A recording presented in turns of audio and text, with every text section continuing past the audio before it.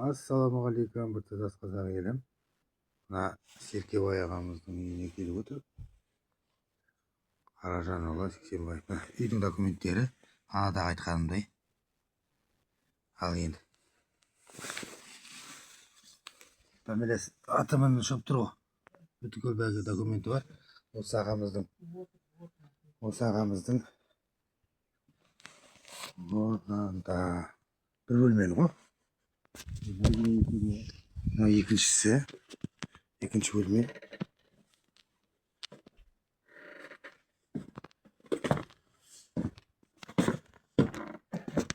Осы ағайын. Аварийный состояние ғой.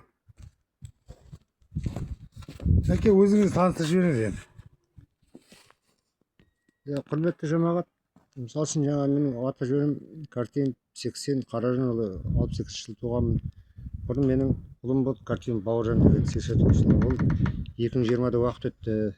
Содан екі немерем болған. Картин Руслан, Картин Ерсұлтан деген. Келдім 20-шы алып кетіп Атырауға. Содан балалар үйін өткізіп жібердім. Енді екі немеремді алайын десем, үйдің состояниесі мынау. Маған бермей тұр ғой. Мен сіздерден сұрайтыным, мына ауылдық деген акиматтың ешқандай қайыр жоқ. Облысқа шығамын, Сершапкин бір жағы. Көмектесулерін сұраймын енді. Хотя бір болмаса да бір екі немересі екі бөлмелі үй болса, мен басқа артық ештеңе сұрамаймын. Ассалаумағалейкум ағайындар. Толқып дұрыс сөйлей алмай тұрған бар. Енді жақсы жағынан қараймын деп ойлаймын. Мына депутаттар бар. Арман Хайруллин, Мұса Хайруллиев, Арман Жайық деген бауырымыз бар. Және де Нұрлыбек Даралиев, жазушылар бар. Мына Аңатар Дариев деген. Сол көмек сұраймыз. Осы екі бөлмелі үй.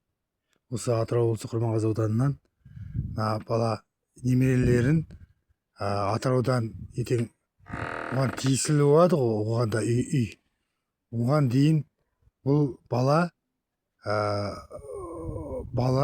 өзінің туған өлкесінде Атырау облысы Құрманғазы ауданына интернатына ауыстыруын сұраймыз.